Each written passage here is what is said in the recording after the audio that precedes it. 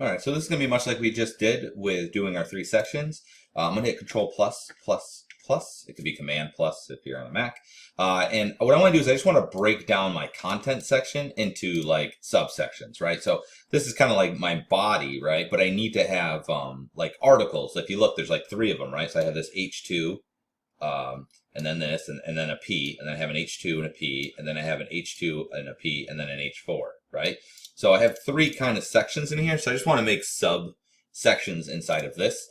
So that way I can kind of handle each one of these as a separate like article, if you will. So I'm just going to go ahead and it's going to be the same thing as before, div. But instead of doing an ID, IDs mean there's only one of them, right? So it's a label. You could put an ID on any element, an H1, whatever. We're just putting on divs because that way we can control them.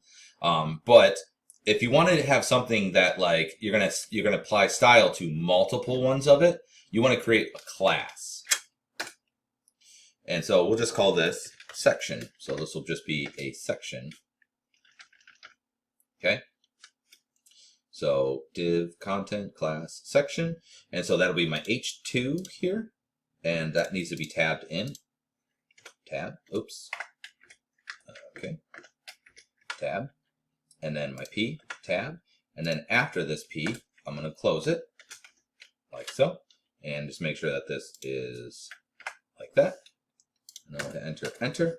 And then we'll do the next section. Okay, so here's one section, and then we'll just do another one. And in fact, I'm just going to copy and paste it. I'm going to grab this, Control C, Control V, and it'll automatically make the second part. Okay, and then we'll just tab this in, tab, tab. After this P, and then we'll just close that out, enter, enter, Control V to paste the next one. And then after this, close it out, and I'm just going to tab these in. Tab, tab, tab. Okay, so now you'll see we have the content, and if you want, you can do this too if that makes it a little bit easier to see. But inside of my content area, I have 3 sub areas, right? And so I just made them class because whatever I apply to one, it's going to apply to all 3 of these. Okay, so they're all of the same sort. Content, this is only going to affect just this one area, and anything will only affect this one. ID is for one, class is for multiples. Okay, so it's just labeling multiples versus labeling one. And that's it for this section. Now what we can do is start working on our internal CSS as opposed to the inline that we have currently.